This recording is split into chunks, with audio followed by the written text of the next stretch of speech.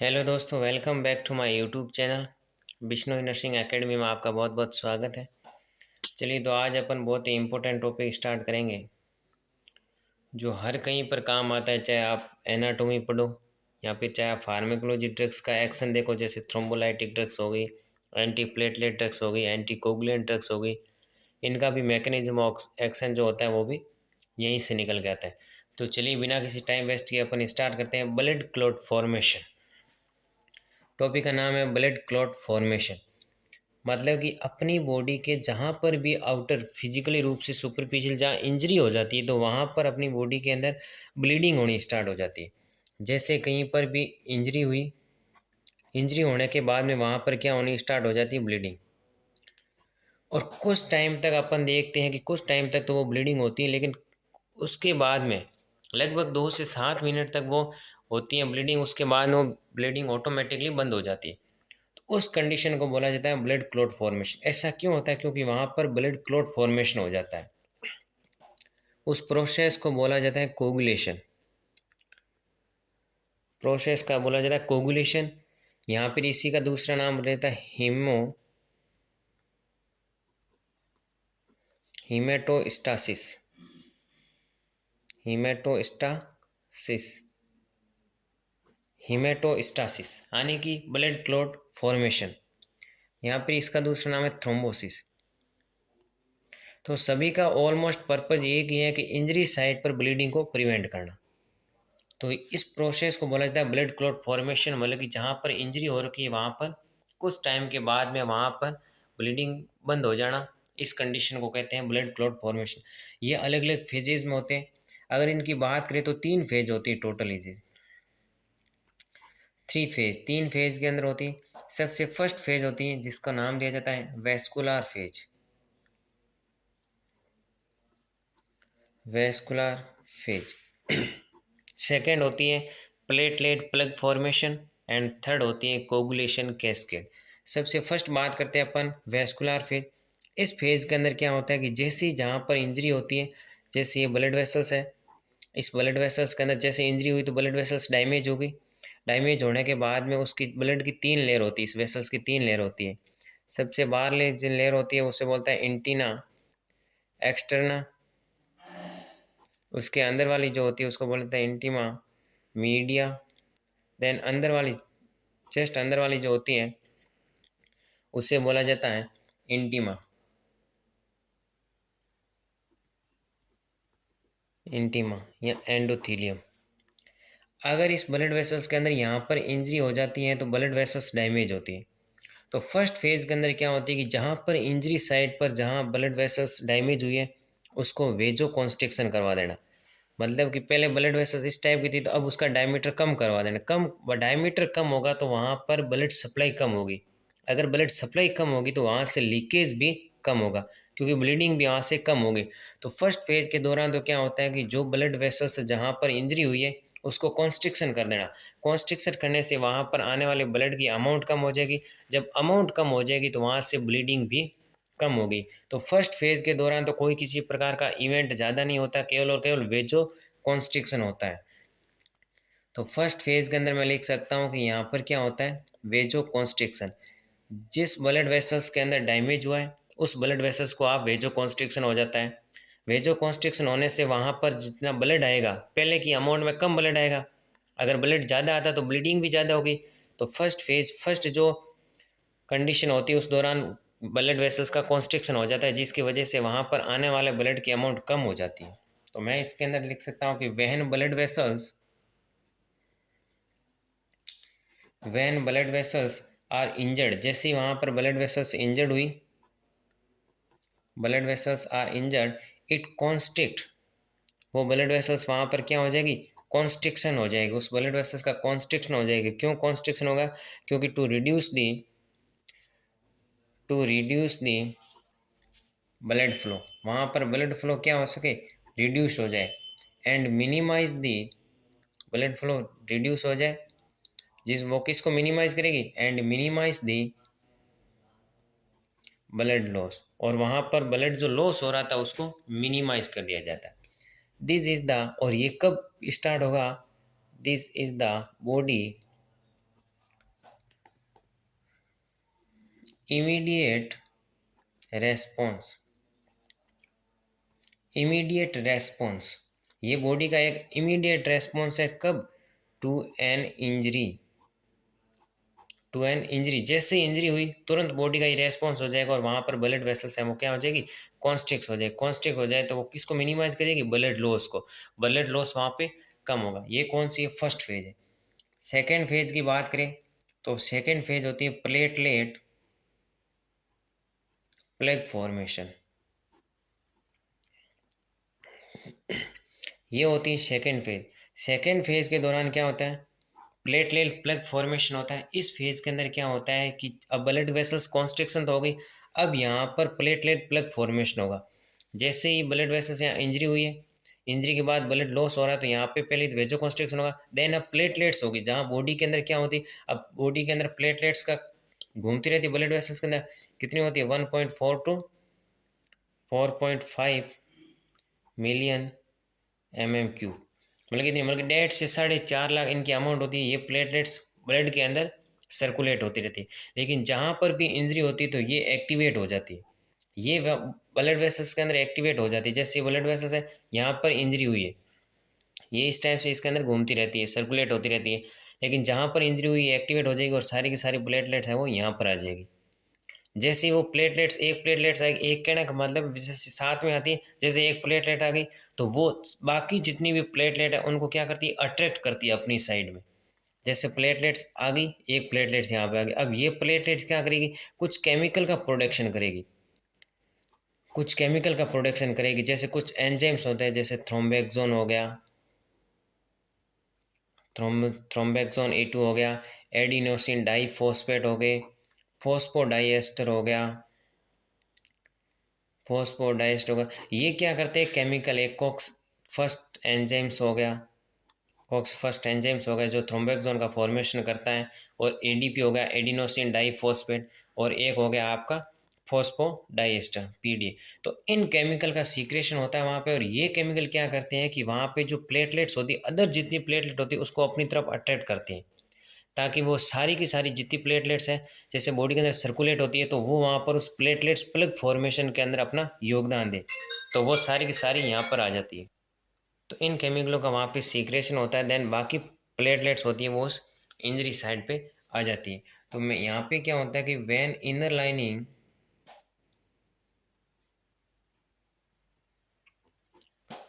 inner lining of blood vessels,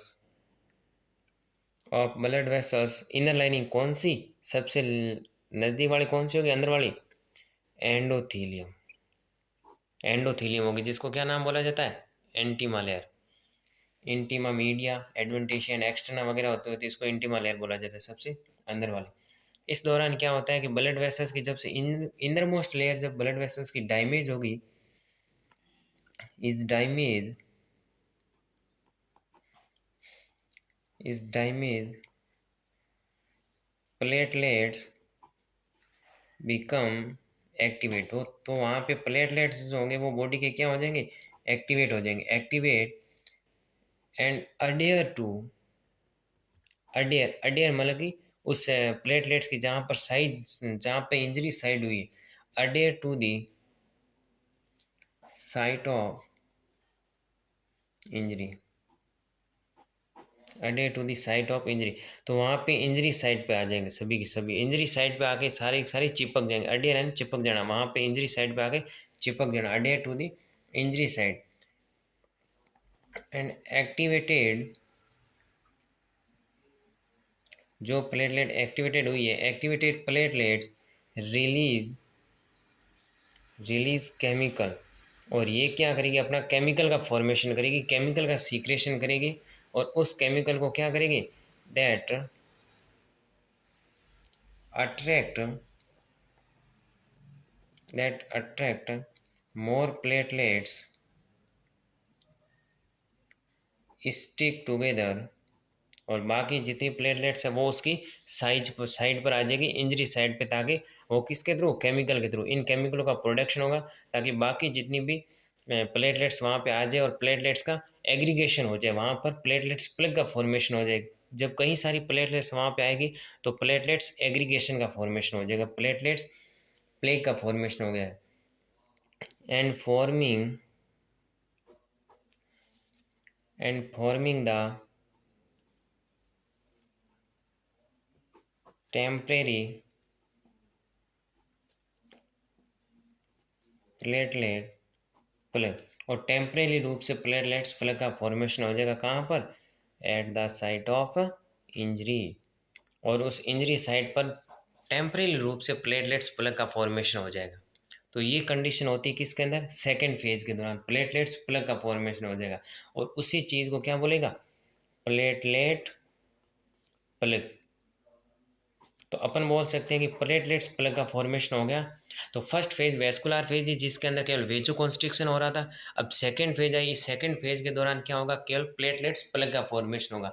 एक ध्यान रखना, जब भी ब्लड क्लॉट फॉर्मेशन होता है, अपन कंडीशन क्या देंगे, ब्लड क्लॉट फॉर्मेशन।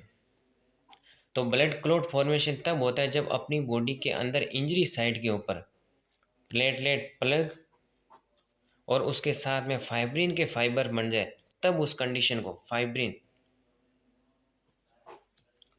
के रेशे बन जाए, तब उस कंडीशन को अपन बोलेंगे प्लेटलेट्स प्लग। केवल ब्लड क्लॉट प्लेटलेट प्लग के साथ में फाइब्रिन के फाइबर बने, तब उस कंडीशन को बोलेंगे ब्लड क्लॉट। जब तक केवल प्लेटलेट्स प्लग एक ही बनाए और फाइब्रिन नहीं बने, तब तक अपन उस कंडीशन को नहीं बोलेंगे कि ब्लड क्लॉट फॉर्मेशन हो गया।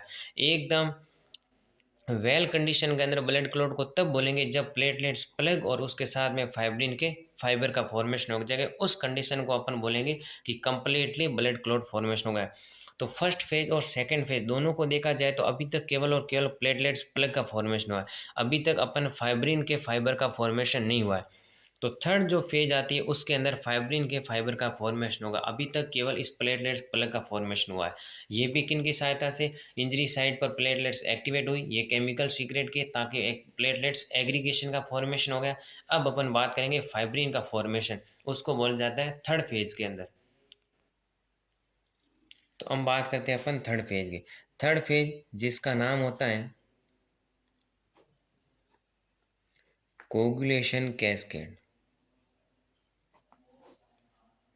यहाँ पर मैं इसको बोल सकता हूँ फाइब्रिन फॉर्मेशन, क्योंकि इसके अंदर क्या होगा, फाइब्रिन का फॉर्मेशन होगा।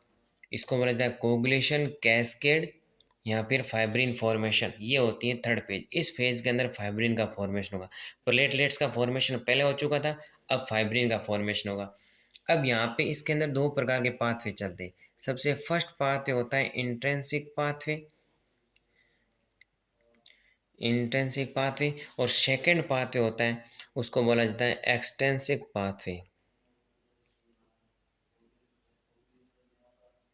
Extrinsic pathway. तो first intrinsic pathway and extrinsic pathway. Intrinsic pathway के अंदर क्या होता है कि जहाँ पर भी, अब ये दोनों पैरेलल में ही चलते हैं। अब यहाँ पर क्या होता है कि जब हमारी एंडोथीलियल, यहाँ पे क्या होगा कि एंडोथीलियल लेयर डैमेज होगी। एंडोथीलियल कौन सी, सबसे इनर मोस्ट लेयर है ब्लड वेसल्स की। तो जब एंडोथीलियल लेयर अपनी बॉडी की डैमेज होगी, तो उस दौरान वहाँ पर क्या होगा, कोलिजन का एक्सपोजन होगा। कोलिजन का एक्सपोजन होगा। इस कोगुलेशन कैस्केड के अंदर ही सारे क्लोटिंग फैक्टर का इंपॉर्टेंट रोल होता है। तो जैसे एंडोथेलियल लेयर डैमेज हुई, तो वहाँ पे कोलिजन एक्सपोज हुआ, मतलब कि कोलिजन के जो प्रोटीन है, एक प्रोटीन है, ये क्या होगी, एक्टिवेट होगी। जैसे ही एक्टिवेट होगी तो ये ब्लड के अंदर आ गई। अब ब्लड के अंदर आने के बाद में, अब ब्लड के अंदर ही, अब टोटल क्लोटिंग फैक्टर कितने होते हैं, 13। टोटल 13 क्लोटिंग फैक्टर होते हैं। अब ब्लड के अंदर आते ही अब यहाँ पे क्या होगा, जो 12th नंबर का क्लोटिंग फैक्टर है, जो 12th नंबर का क्लोटिंग फैक्टर है, जिसका नाम है हैगमान फैक्टर, उसको एक्टिवेट करेगी। और उसको क्या करेगी, एक्टिवेट करेगी, मतलब कि ये ए लिख रहा हूँ, मतलब कि इस क्लोटिंग फैक्टर को एक्टिवेट किया। सबसे पहले इन्हें एक्टिवेट था, किसने किया, कोलिजन ने। कब किया, जब एंडोथेलियल लेयर डैमेज हुई। कब हुई, जब कोई इंजरी हुई। तो जैसे ही एंडोथेलियल लेयर डैमेज होने के बाद कोलिजन आया, तो इसने 12th नंबर को इसको एक्टिवेट किया। अब जो 12th नंबर का होगा वो किसको करेगा, 11th नंबर के क्लोटिंग फैक्टर को। तो 11th नंबर के क्लोटिंग फैक्टर को इसने एक्टिवेट कर दिया। अब 11th नंबर का जो होगा वो इसको एक्टिवेट करेगा, किसको, 9th नंबर को। तो इसने कर दिया 9th नंबर को एक्टिवेट। ए लिख रहा हूँ, मतलब कि ये इसकी एक्टिवेट फॉर्म है। किसने किया, कि ये बीच वाला यहाँ पे इसका ये तीर का निशान, मतलब कि इसने किया। तो इसने 9th नंबर को किया। अब 9th नंबर का क्लोटिंग फैक्टर जो होगा वो किसको करेगा? 10th नंबर का क्लोटिंग फैक्टर को करेगा। अभी तक इंटेंसिव पाथ केवल यहाँ तक चलता है, ये आगे का प्रोसेस है। अब यहाँ तक मान के चलोगे अभी तक अपना 9th नंबर तक का क्लोटिंग फैक्टर है वो एक्टिवेट हो चुका है। अब यहाँ पे एक्सटेंसिव पाथवे चलता है। एक्सटेंसिव पाथवे के अंदर क्या होता है कि अपनी बॉडी की जो ब्लड वेसल्स की एंडोथीलियल लेयर है वहाँ पर प्रेजेंट कुछ सेल होती है जिसका नाम होता है सब एंडोथीलियल सेल। अब ये क्या करती है, सब एंडोथीलियल लेयर्स जो होती है, सेल्स होती है, ये टिश्यू का फैक्टर का फॉर्मेशन करती है। अभी तक जितने भी अपने बॉडी के जो क्लोटिंग फैक्टर होते हैं वो सारे के सारे ब्लड के अंदर सर्कुलेट होते हैं इनएक्टिवेट फॉर्म के अंदर। केवल ये टिश्यू फैक्टर 3rd नंबर का क्लोटिंग फैक्टर है, ये केवल और केवल अपनी बॉडी के अंदर कहाँ पर प्रेजेंट होता है? सब एंडोथीलियल सेल के अंदर। तो जैसे ही वो सेल डैमेज हुई, वो लेयर डैमेज हुई, तो एंडोथीलियल लेयर क्या होगी? सब एंडोथीलियल सेल एक्टिवेट हुई और उसने टिश्यू फैक्टर को रिलीज किया। ये टिश्यू फैक्टर कहाँ आएगा? ब्लड के अंदर। कितने नंबर का क्लोटिंग फैक्टर है? 3rd नंबर का क्लोटिंग फैक्टर है। तो ये 3rd नंबर का क्लोटिंग फैक्टर जो है वो अपनी बॉडी के अंदर एक्टिवेट होगा। किसकी सहायता से? जैसे इंजरी हुई तो इसने सीक्रेट कर दिया, क्योंकि ये इस सेल के अंदर प्रेजेंट है। बाकी जितने भी क्लोटिंग फैक्टर 12th जो 13 है उसमें से ये तो एक है। अब बाकी जितने भी क्लोटिंग फैक्टर वो ब्लड के अंदर सर्कुलेट होते हैं इनएक्टिवेट फॉर्म के अंदर। तो ये 3rd नंबर का क्लोटिंग फैक्टर अपनी बॉडी ब्लड के अंदर आया और इसने 7th नंबर का जो क्लोटिंग फैक्टर था उसको एक्टिवेट किया। किसने किया? 3rd नंबर के वाले। कहाँ से आया? सब एंडोथेलियल सेल से। कब आया? जब इंजरी हुई तो ये एक्टिवेट हो गया। अब ये जो 7th नंबर का क्लोटिंग फैक्टर है ये करेगा अपने 10th नंबर के क्लोटिंग फैक्टर को एक्टिवेट। और इधर से जो 9th नंबर का क्लोटिंग फैक्टर है वो भी यहाँ पे आगे काम करता है, वो भी 10th नंबर के क्लोटिंग फैक्टर एक्टिवेट करता है। तो मैं कह सकता हूँ कि अब जो पाथवे चलेगा वो कॉमन पाथवे चलेगा। अभी तक तो दोनों अलग अलग पाथवे चल रहे थे, अब यहाँ पे क्या होता है? कॉमन पाथवे चलेगा। इनके बढ़ने के दौरान कई सारे, जैसे कैल्शियम हो गया, विटामिन के हो गए, कई सारे आयन है वो इसके लिए रेस्पॉन्सिबल होते हैं। तो अब ये 10th नंबर का क्लोटिंग फैक्टर एक्टिवेट हो, किसने किया? इधर एक्सटेंसिव पाथवे थे 7th नंबर वाले ने, और जो इंट्रेंसिव पाथवे के अंदर 9th नंबर वाले, दोनों ने मिलके इसको क्या कर दिया? एक्टिवेट कर दिया।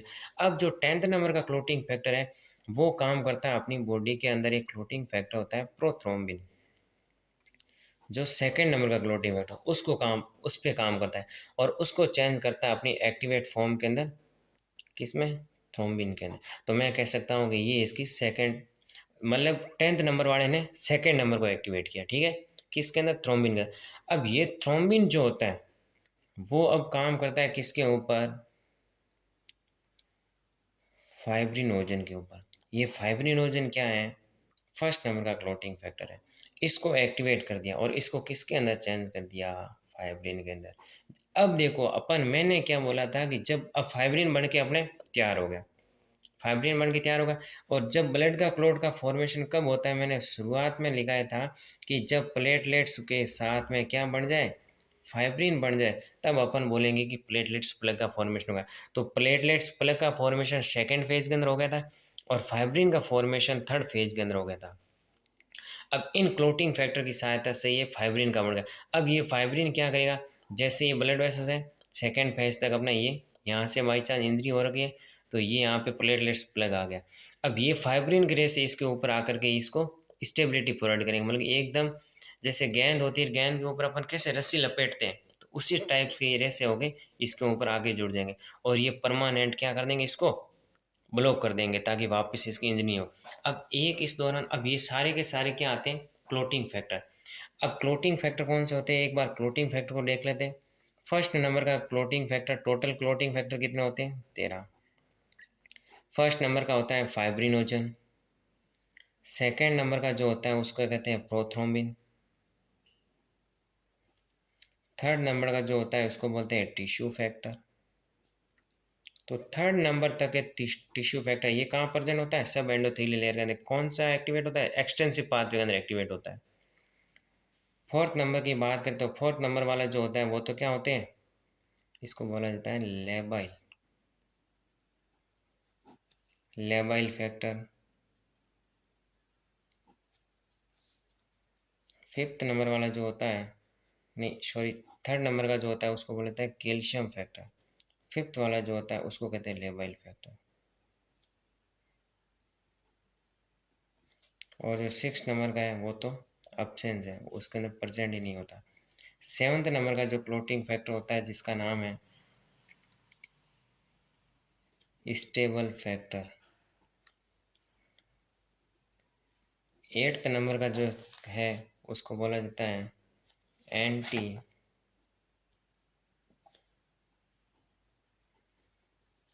Anti haemophilic factor.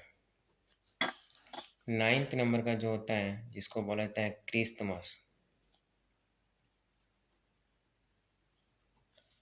इसको बोला जाता है क्रिस्तमस। 10th नंबर का जो क्लोटिंग फैक्टर होता है जिसको नाम दिया जाता है स्टुअर्ट।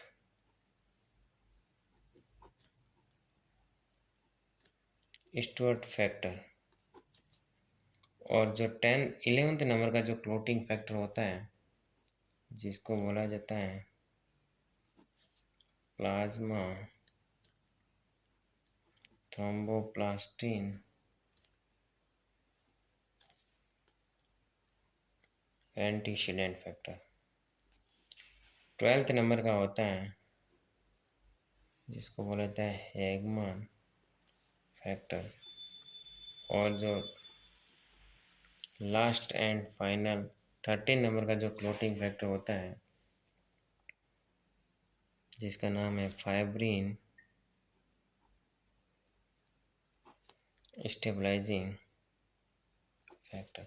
तो ये होते हैं अपने 13 clotting factor. Fibrinogen, prothrombin, tissue factor, calcium, labile factor. 6 number का एब्सेंट होता है stable factor, antihaemophilic factor, Christmas factor, Stuart factor, plasma thromboplastin, Hageman and fibrin stabilising factor. तो ये होते हैं क्लोटिंग फैक्टर, ये इसके अंदर रेस्पॉन्स होते हैं। अब एक आता है अपने ब्लीडिंग टाइम जिसको बोला जाता है बीटी, और एक आता है क्लोटिंग टाइम सीटी। ब्लीडिंग टाइम मतलब कि किसी इंजरी हुई है तो वहाँ पर ब्लीडिंग टाइम कितनी होगी 2 से 7 मिनट तक, 2 to 7 minute. And clotting time कितनी होगी 8 to 15 मिनट। मतलब कि ब्लीडिंग टाइम 2 से 7 मिनट तक वो वहाँ पे ब्लीडिंग होगी, देन उसके बाद में क्लोटिंग स्टार्ट हो जाएगी और 8 से 15 मिनट के अंदर क्लोट बन के तैयार हो जाएगा, देन इंजरी एकदम प्रॉपरली ब्लॉक हो जाएगी। तो ये होते हैं ब्लीडिंग टाइम और ये होता है क्लोटिंग टाइम। इस प्रकार से ब्लड कोगुलेशन होता है, ब्लड प्रोसेस होता है जो कोगुलेशन कहलाता है। यहाँ पे इतने प्रकार के रेस्पॉन्सिबल होते हैं फैक्टर, ये कंडीशन इसके अंदर होती है। ब्लड क्लोट 3 फेज होती है, vascular phase, platelets plug formation and coagulation cascade. और इसके अंदर ये 12th में जो ये 10th है, ये 13 जो होते हैं वो क्लोटिंग फैक्टर होते हैं जिसके अंदर 6 नंबर का एब्सेंट होता है। तो इस प्रकार से ब्लड कोगुलेशन होता है। कोई किसी प्रकार का डाउट हो तो कमेंट बॉक्स में बता दीजिए। Thank you for watching this video.